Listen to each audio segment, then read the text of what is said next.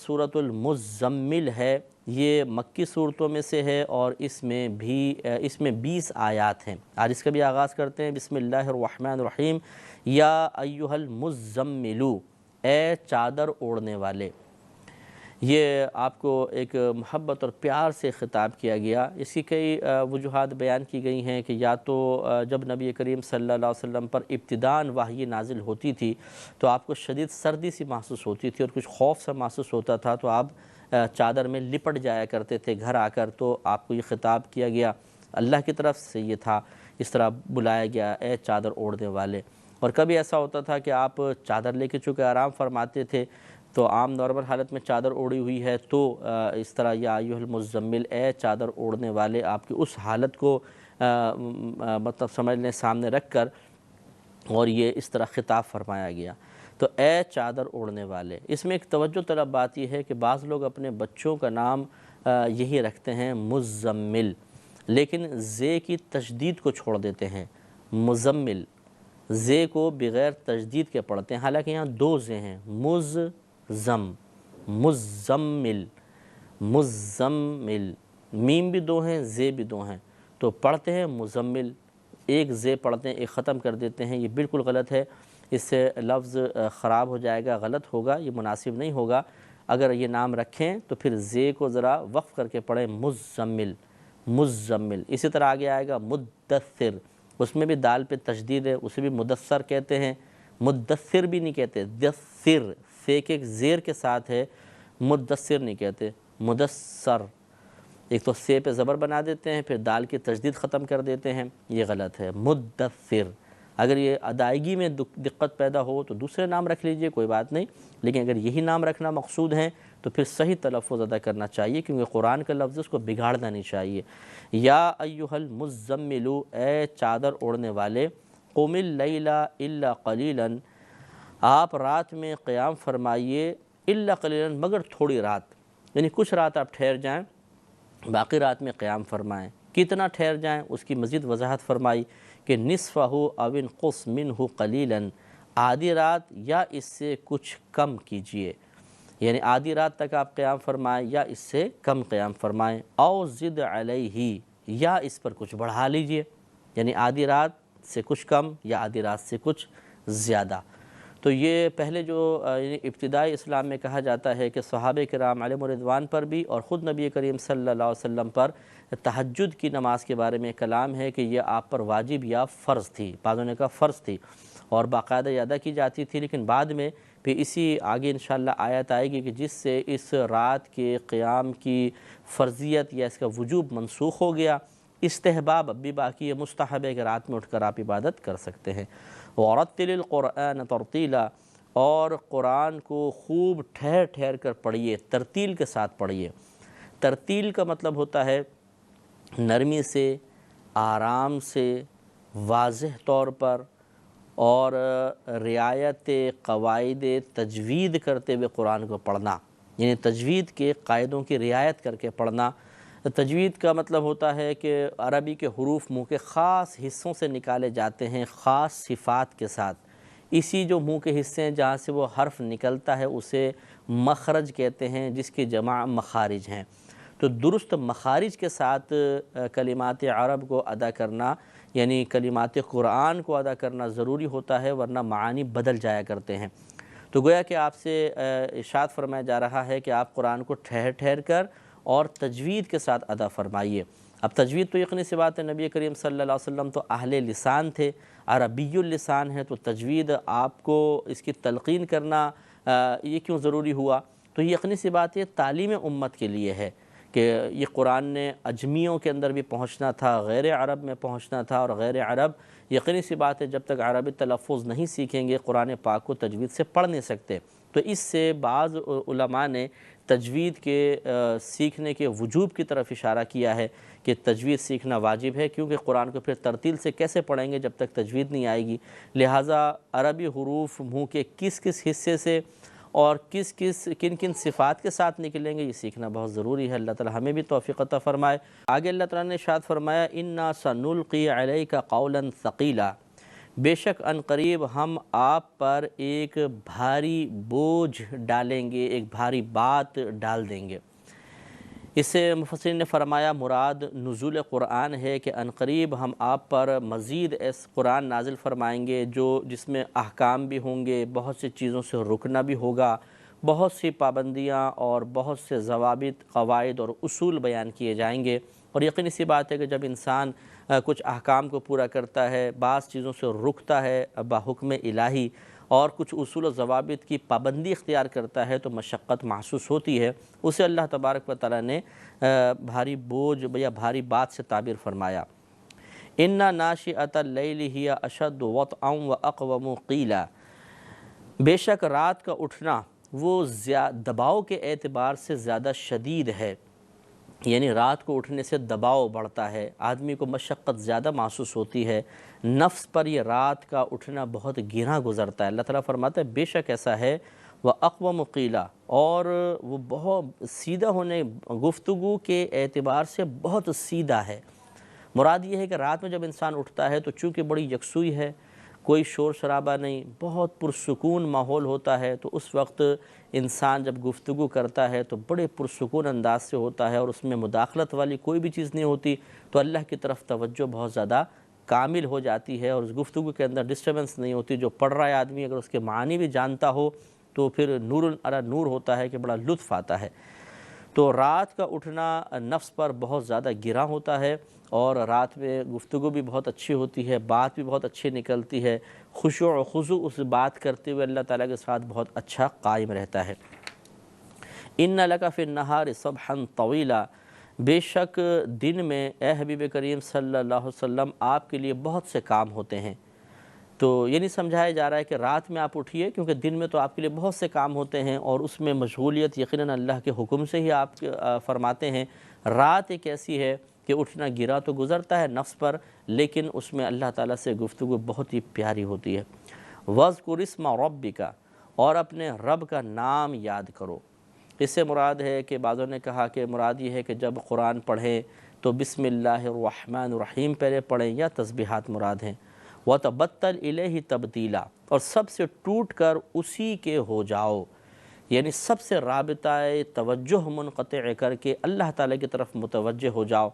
اور یہ بہت بڑا ایک مقام اور مرتبہ ہوتا ہے کہ انسان مخلوق کے درمیان مشغول ہو، لیکن اس کی قلبی توجہ صرف اللہ تعالیٰ کی طرف ہو۔ جنید بغدادی رحمۃ اللہ علیہ فرمایا کرتے تھے کہ اے لوگو، تم یہ سمجھتے ہو کہ میں تم سے گفتگو کرتا ہوں، حالانکہ 20 سال ہو گئے میں باتیں تم سے کرتا ہوں، لیکن حقیقتاً میری توجہ اللہ کی جانب ہوتی ہے۔ تو یہ بڑا کمال کا درجہ ہوتا ہے۔ ہاں، یہ کمال نہیں ہے کہ انسان گوشہ نشینی اختیار کر لے، سب لوگوں کو چھوڑ دے اور صرف اللہ تعالیٰ کی عبادت کرتا رہے۔ یہ بھی کمال ہے، لیکن حقیقی کمال نہیں۔ حقیقی کمال ہمارے نبی کریم صلی اللہ علیہ وسلم کی اتباع میں پوشیدہ ہے کہ نبی کریم صلی اللہ علیہ وسلم مخلوق کے درمیان رہے، آپ نے بالکل وہ تمام معاملات کیے جو ایک دنیا میں رہنے والے یا رشتہ داروں میں یا دوستوں میں رہنے والے ایک شخص کو اختیار کرنے چاہیے۔ اس کے باوجود آپ کی توجہ اللہ تعالیٰ کی طرف کامل طور پر رہی۔ یہ ہے کمال، حقیقی کمال، کہ مشغول کرنے والی چیزیں، اپنی طرف متوجہ کرنے والی ہزاروں چیزیں ہوں، لیکن ان سب سے توجہ ہٹا کے انسان کی لو اللہ کے ساتھ لگ جائے، یہ کمال ہے۔ آپ اکیلے میں چلے گئے، تنہائی میں آپ نے خلوت اختیار کر لی، اس میں تو کوئی ڈسٹرب کرنے والی چیز ہی نہیں ہے، تو پھر اس یکسوئی میں آپ کا کیا کمال ہوا؟ کیا نفس کو قابو میں کرنا ہوا؟ صرف اتنا کہ آپ نے مخلوق کو چھوڑ کر ایک کمرے میں آ گئے، تنہائی اختیار کر لی۔ یہ تو تھوڑا سا گراں گزرتا ہے، لیکن مخلوق کے درمیان رہ کر پھر خالق کی طرف مکمل طور پہ متوجہ ہونا، یہ نفس پر اس سے زیادہ گراں گزرتا ہے، اور اس میں بڑا کمال ہے، کیونکہ ہمارے نبی کریم صلی اللہ علیہ وسلم کی سنت کریمہ یہی ہے۔ لہٰذا ہمیں بھی چاہیے، اور خصوصاً تبلیغ دین کرنے والے بھائیوں اور بہنوں سے ہماری گزارش ہے کہ بعض اوقات شیطان بڑے عجیب طریقے سے ہم سے کھیلتا ہے۔ ایک تبلیغ دین کرنے والا ہے، وہ اس کی باتیں لوگوں پہ اثر کر رہی ہیں، لوگ نیک بن رہے ہیں، پرہیزگار بن رہے ہیں، نیکیوں کی طرف مائل ہو رہے ہیں، گناہ چھوڑ رہے ہیں، لیکن شیطان سے کان میں کہتا ہے کہ دیکھو تم لوگوں میں کتنے مشغول ہو، تمہیں یکسوئی سے عبادت کا موقع نہیں ملتا، تمہارے درجات بلند نہیں ہو رہے، یہی اگر تم خلوت نشینی اختیار کر کے عبادت کرو گے کتنا اچھا ہوگا، مخلوق میں کب تک پھنسے رہو گے؟ اس وقت انسان ہی سوچتا ہے کہ ارے یہ تو میں مخلوق کے اندر پھنسا ہوا ہوں، کتنی ساری بیکار باتیں بھی کرنی پڑ جاتی ہیں، چلو میں خلوت نشینی اختیار کرتا ہوں، یہ زیادہ اللہ تعالیٰ کے میں قریب ہو جاؤں گا۔ تو اس طریقے سے شیطان اسے لوگوں کو فیض پہنچانے سے محروم کروا کر الگ کر دیتا ہے، اور پھر وہاں پہ بھی چھوڑتا نہیں، آہستہ اس کی لذت بھی ختم کرنے کے لیے کوشش شروع کر دیتا ہے اور ختم بھی کروا دیتا ہے بعض اوقات۔ لہٰذا ہمیں کوشش کرنی چاہیے، خصوصاً تبلیغ دین کا فریضہ سر انجام دینے والوں کو، کہ یاد رکھیے خلوت نشینی کی عبادت اپنے مقام پہ، اس کا انکار نہیں، لیکن مخلوق کے درمیان رہ کر تبلیغ دین کا کام کرنا، یہ نبی کریم صلی اللہ علیہ وسلم اور صحابہ کرام علیہم الرضوان کی سنت کے زیادہ قریب ہے، اس میں زیادہ درجات پوشیدہ ہیں۔ اور پھر مخلوق کے درمیان رہ کر کام کرنے سے خلوت نشینی بالکل فوت تو نہیں ہو جاتی۔ رات میں اٹھ کے نماز پڑھیں، تہجد پڑھیں، تھوڑا سا وقت نکال لیں تو وہ خلوت بھی ہے، جلوت بھی ہے، تبلیغ دین بھی ہو رہی ہے، رات میں عبادت بھی ہو رہی ہے، لیکن کسی بھی طریقے سے شیطان کو کامیاب نہیں ہونے دینا چاہیے۔ رب المشرق والمغرب لا الہ الا ہو، مشرق اور مغرب کا رب نہیں ہے کوئی معبود مگر وہی، یعنی اللہ تعالیٰ مشرق اور مغرب کا رب ہے، یعنی اس کی حکومت، اس کی سلطنت، اس کا دست قدرت ہر جگہ ہے، وہ ہر چیز کا احاطہ کیے ہوئے ہے اپنے علم اور قدرت کے اعتبار سے۔ چنانچہ نتیجہ کیا نکلا کہ پھر اسی کی عبادت کرنی چاہیے، اس کے علاوہ کوئی الہ نہیں ہو سکتا۔ فاتخذہ وکیلا، تو تم اسی کو اپنا کارساز بناؤ، اپنا وکیل بناؤ، اپنے کام اس کے سپرد کر دو۔ تو اللہ تبارک و تعالیٰ سے بہترین کوئی ہمارا کام بنانے والا نہیں ہے، یقیناً وہی ہماری کفالت فرماتا ہے، ہم پہ کرم نوازی فرماتا ہے، کیونکہ دنیا میں آپ کسی کو بھی اپنا کفیل وکیل بنا لیں،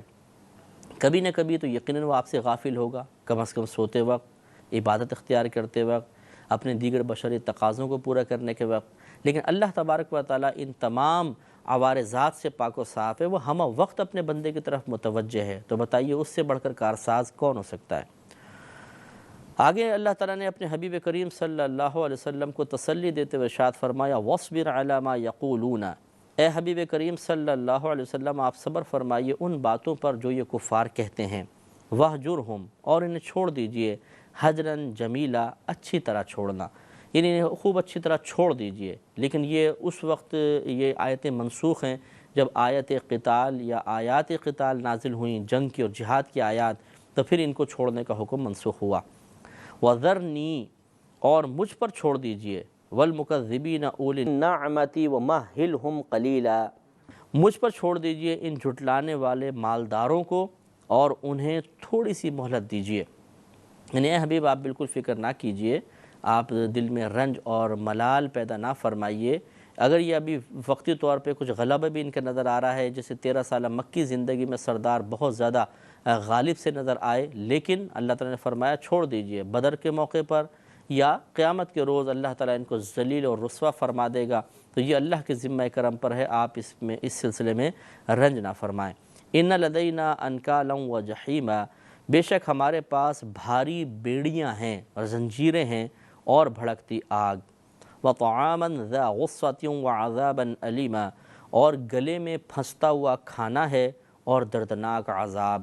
یعنی حبیب فکر نہ کیجیے، آج اگر یہ اپنے دنیاوی زور پر اکڑ رہے ہیں اور بہت زیادہ برا سلوک کر رہے ہیں، تو کل یہ اللہ کی بارگاہ میں گرفتار ہو کر آئیں گے اور اس طریقے سے ان کو عذاب دیا جائے گا۔ اس سے نبی کریم صلی اللہ علیہ وسلم کی قلب انور کو تسلی دینا مقصود ہے۔ یوم ترجف الارض والجبال،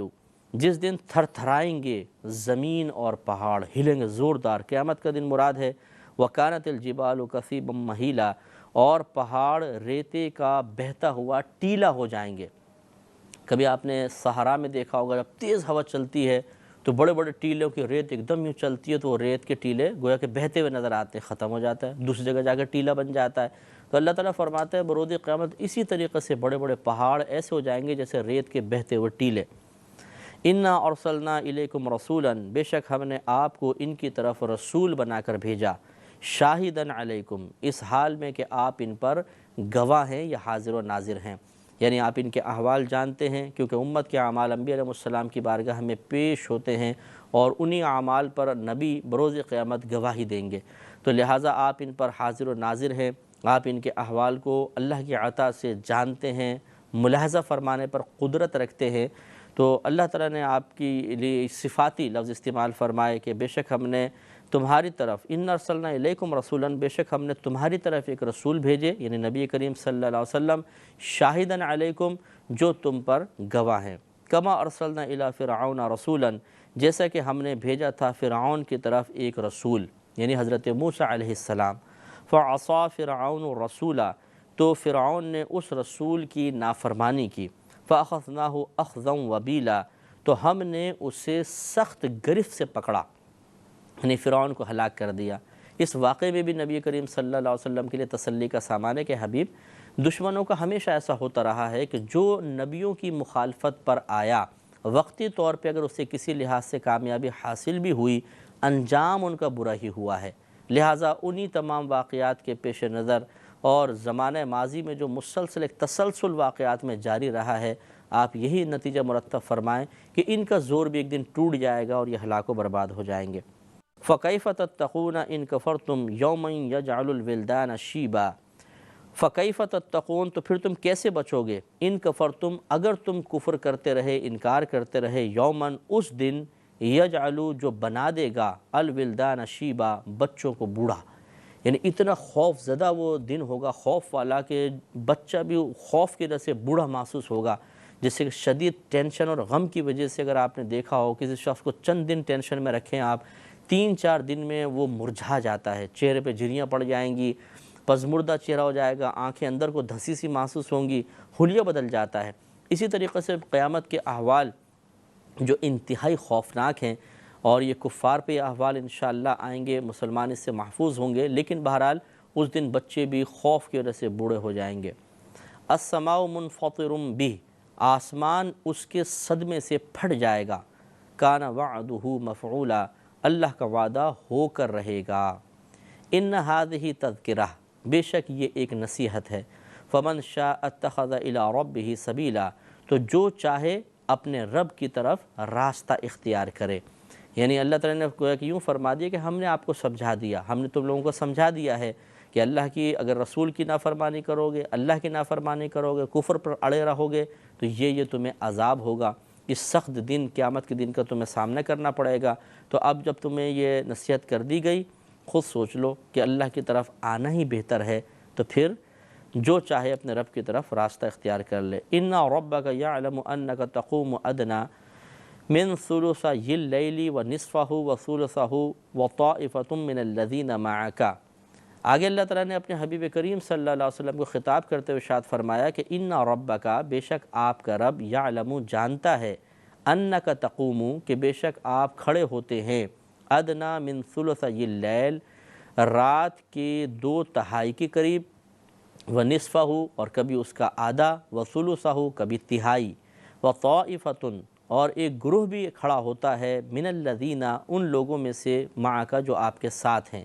یعنی آپ کے ساتھ والوں میں سے ایک گروہ بھی رات میں قیام کرتا ہے، یعنی صحابہ کرام کی طرف یہ اشارہ ہے۔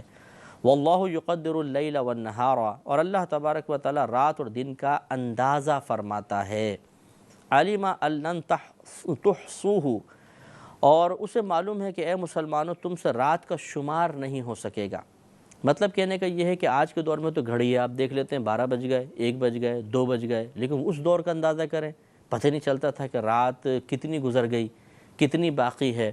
تو اب جیسے اگر نصف رات کم از کم یا اس سے تھوڑا کم، تھوڑا زیادہ تمہیں قیام کرنا یہ واجب ہو، تو کتنی پریشانی ہوگی۔ ایسا تو نہیں کہ ہم پہلے نماز ختم کر رہے ہیں، ہم پہلے عبادت ختم کر رہے ہیں۔ ایک ٹینشن، ایک فکر، ایک ذمہ داری کی ادائیگی کا احساس ان کو ہمیشہ رہا کرتا تھا، تو بعض اوقات پوری رات عبادت کرتے تھے تاکہ ایسا نہ ہو کہ کمی رہ جائے۔ اللہ تبارک و تعالیٰ نے اس آزمائش میں صحابہ کرام کو مبتلا فرمایا، گویا کہ ایک امتحان تھا، اور یقینی سی بات ہے کہ صحابہ کرام اس پر پورے اترے تو اللہ تبارک و تعالیٰ کی طرف سے پھر نرمی کا حکم آیا۔ لہٰذا اللہ نے ارشاد فرمایا فتاب علیکم، تو اللہ تعالیٰ نے اپنے کرم نوازی سے تمہاری طرف رجوع فرمایا۔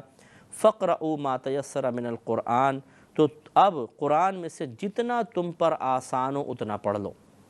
یعنی اب بھی تم پر رات قیام واجب ہے، لیکن اب اس کی کوئی مقدار مقرر نہیں، جتنا تمہیں آسان محسوس ہو اٹھ کے تہجد پڑھ لو۔ اور یہ بھی بعد میں پھر حکم 5 نمازوں کی فرضیت کے بعد منسوخ ہو گیا تھا۔ علم ان سیکون منکم مرضی، اللہ تعالیٰ جانتا ہے کہ عنقریب کچھ تم میں سے بیمار ہوں گے، وآخرون یضربون فی الارض، اور کچھ زمین میں سفر کریں گے، یبتغون من فضل اللہ، اس حال میں کہ وہ تلاش کر رہے ہوں گے اللہ تعالیٰ کے فضل کو، وآخرون یقاتلون فی سبیل اللہ، اور کچھ اللہ تعالیٰ کی راہ میں لڑتے ہوں گے۔ یعنی اللہ جانتا ہے کہ اب بعد میں تم کچھ مریض بھی ہوگے، سفر میں ہوگے، جہاد میں ہوگے، تو اس طرح اگر سخت حکم قائم رکھا جائے تو تمہیں حرج اور مشقت محسوس ہوگی، تو اللہ نے اپنے کرم سے تمہارے طرف رجوع فرمایا اور اپنے حکم میں آسانی مقرر فرمائی۔ چنانچہ فقرؤ ما تیسر منہ، تو جتنا اس قرآن میں سے تمہیں آسان ہو اسے پڑھو۔ وَأَقِيمُوا الصَّلَاةَ وَآتُوا الزَّكَاةَ، اور نماز قائم کرو اور زکوٰۃ ادا کرو، وَأَقْرِضُوا اللَّهَ قَرْضًا حَسَنًا، اور اللہ تبارک و تعالیٰ کو اچھا قرضہ دو، یعنی اللہ کی راہ میں صدقہ کرو۔ اس سے مراد ابن عباس رضی اللہ تعالیٰ عنہما کے نزدیک زکوٰۃ ہے کہ زکوٰۃ اللہ کی بارگاہ میں دو، اور بعض نے نفلی صدقے کو شامل کیا کہ مراد یہ ہے کہ اللہ تبارک و تعالیٰ کی بارگاہ میں پیسہ خرچ کرو، مال خرچ کرو، تو یہ گویا کہ اللہ تعالیٰ اسے ایک قرض کے درجے میں رکھے گا، حالانکہ اللہ کا مال ہے، اللہ کی ہی بارگاہ میں خرچ کر رہے ہیں، لیکن اللہ تعالیٰ ایک قرض کے درجے میں رکھے گا، اور قرض آپ کو پتہ ہے کہ لوٹایا جاتا ہے، اور لوٹانے والا جب کریم ہو، لوٹانے والا بہت ہی کرم فرمانے والا ہو، تو پھر وہ اتنی مقدار میں نہیں لوٹاتا بلکہ کچھ احسان کے ساتھ، انعام کے ساتھ لوٹاتا ہے۔ تو گویا کہ اللہ تعالیٰ کی طرف سے اشارہ ہے کہ اگر تم صدقہ کرو گے تو اللہ تبارک و تعالیٰ تمہیں پہلے کے مقابلے میں زیادہ عطا فرمائے گا۔ وَمَا تُقَدِّمُوا لِأَنفُسِكُم مِّن خَيْرٍ تَجِدُوهُ عِندَ اللَّهِ هُوَ خَيْرًا وَأَعْظَمَ أَجْرًا، اور اپنے لیے جو بھلائی تم آگے بھیجو گے اسے اللہ تعالیٰ کے پاس بہتر اور بڑے ثواب کی پاؤ گے، یعنی بہت بہتر انداز میں تمہیں ملے گی، بڑا ثواب ہوگا۔ وَاسْتَغْفِرُوا اللَّهَ، اور اللہ تعالیٰ سے بخشش مانگو، إِنَّ اللَّهَ غَفُورٌ رَحِيمٌ، بے شک اللہ تعالیٰ بخشنے والا مہربان ہے۔ وآخر دعوانا ان الحمد للہ رب العالمین۔ صدق اللہ العظیم۔